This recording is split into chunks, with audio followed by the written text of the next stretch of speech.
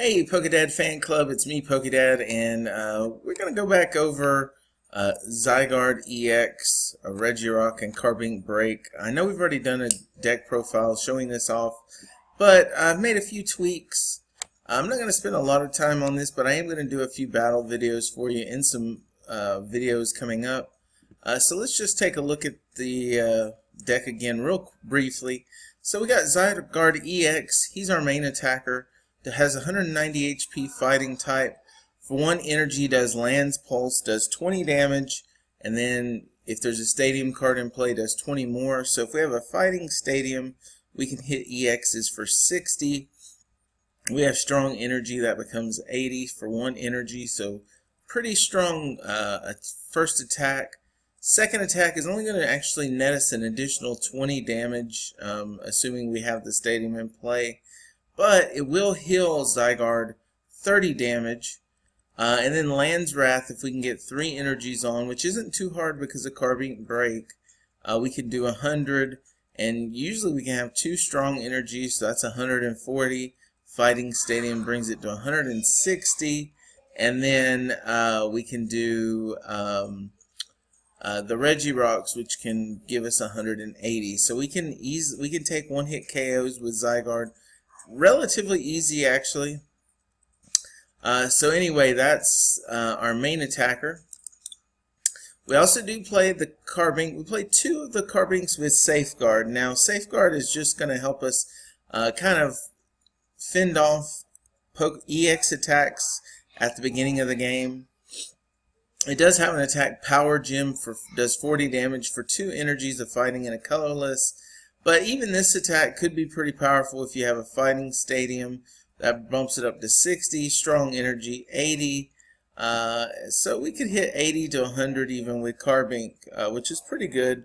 But we're probably not going to be using this attack too much because we actually want to be using Carbink Break.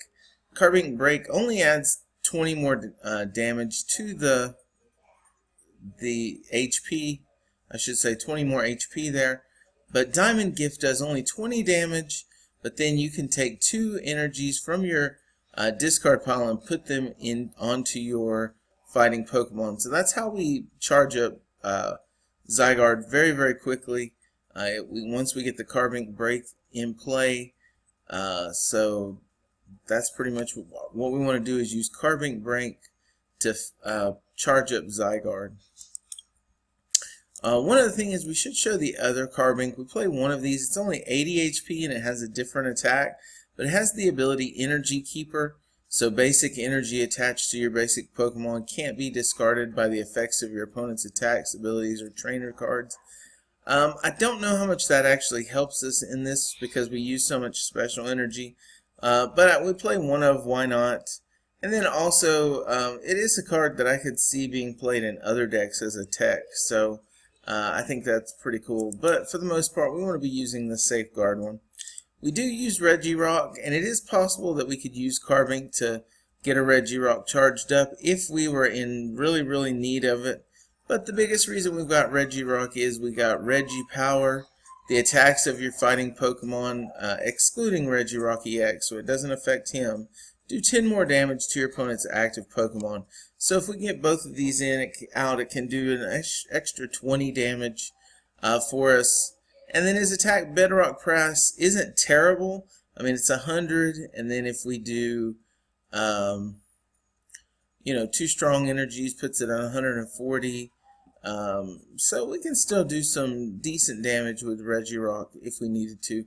However, it is going to be hard to charge up, and it's also important we do have a pretty high retreat cost of 3 there. Alright, we do play 2 Shaymin EX for setup because we want to be able to get through our deck pretty quickly, and even though we're using Karina, this deck actually does pretty well to get all the Pokemon out it needs to. So we play 2 of those. Alright, let's talk about some of our item cards. We play a lot of one-ofs. We play 1 Battle Compressor. That's to help us get our energies out. A lot of times on turn 2 we can grab Carbink Break with Karina and a Battle Compressor, put some energies in the discard pile so that we can have Zygarde charged up. So not a bad little one of card in there. We don't really need it for more than that, but it can be nice, and it also does kind of thin the deck for us a little bit, so that's good. We play one enhanced hammer. We only get this if we absolutely need it, but it is searchable by Karina, so I figure why not? We can add that in as a little bit of a tech.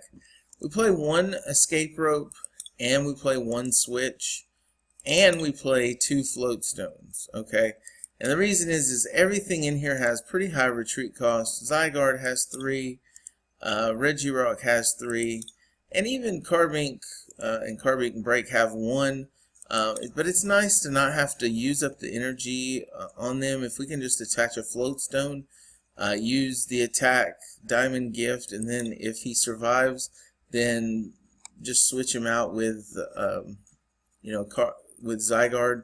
So we do play the 2 float stones, but we also have an escape rope and a switch in here just in case to kind of help us out with that. We play one Mega Catcher. The idea here is that we are playing Zygarde's Power Memory. All cells burned does 200 damage, so we can easily knock out most Megas with this deck by using Power Memory. So if we have one Mega Catcher in there, so that if we need to just pull a Mega up, we can. Megas really have not gotten a lot of love lately. Even Mega Alakazam, I guess, could see some play, but other than Manectric and Mega Ray, I haven't really seen many other. I guess Mega Mewtwo, but with Night March in the format, it's kind of hard to see that being used much. Which leads me to another point about the whole Fates Collide set in general. I have a feeling that we're not going to see a lot of these cards played. Like Zygarde is nice, but I don't know that it's going to be playable until after rotation, when Night March and Vespiquen and Battle Compressor leave the format. So that may make it mean that we're going to have a little bit more trouble because no Battle Compressor. But it's going to be trouble for everybody because nobody will have Battle Compressor. But at least this is how I'm testing it right now. And anyway, moving right along. We do play one Professor's Letter. Sometimes we get stuck with energy. We're not having any energy, so we can Karina for the Professor's Letter and get some energy, which actually can be a Battle Compressor in itself, because we can, if we have an Ultra Ball in our hand, we can Karina, grab a Pokemon, and then grab the Professor's Letter, grab 2 energies, and then Ultra Ball the energies away, which then allows us to have energies in the discard pile ready to go for Zygarde EX there. We do actually play one Tool Retriever. Now the reason is because we play so many tools. We're playing 6 tools, 2 Float Stones, 3 Focus Sash, and a Power Memory. And so sometimes it can be just very useful if someone Lysanders up one of our Regirocks, we can pull a Float Stone off of the Carbink and put it on the Regirock. Or if someone's already broken our Sash, we can pull the Focus Sash off, put it somewhere else, and then put the, if we need to put the Power Memory on, we can do that. Again, it's just a one-of, but with Karina we're playing the Karina engine, it allows us to have some of these one-ofs. We do play 4 Ultra Balls. A lot of times, I mean, even though Karina is going to be able to get something for us, we're still going to need to put more. We're going to need to fill our bench up, and especially we might need to get Shaman EX. So we're playing 4 Ultra Balls just to help us get through the deck a little bit faster, and so on and so forth. Alright, we're playing 4 VS Seekers so we can reuse supporter cards. 1 Hex Maniac. I don't really like using Hex because it shuts Safeguard off and the Regirock's abilities off. But there are some cases,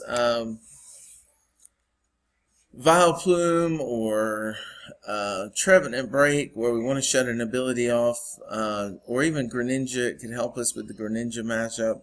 So Hex Maniac can come in handy in those instances. We play the Max Karina, 4 of them, because we're trying to, get our Pokemon, and we also want to be able to grab the exact item card we need. So 4 Karinas, 2 Lysanders, so we can bring up exactly what we need. 3 Ns, N has been brought back in, so now we can use N again. Good for early game draw support and late game disruption. So N is just really solid. 3 Sycamores, discard your hand and draw 7. We still play that. Play 3 Fighting Stadiums because it just is another damage increaser for us. And then I've already kind of looked at some of the tool cards. We play 2 Floatstone, 3 Focus Sash, and 1 Power Memory that goes on Zygarde EX. And then as far as our energy goes, we play 4 Strong Energies and 6 Fighting Energies. I've tested this deck quite a bit already, and it seems to be going pretty well. Been able to beat some of the big archetypes like Night March, Vileplume, Vespiquen. Some of that was getting lucky, but you know, that's part of the breaks in this.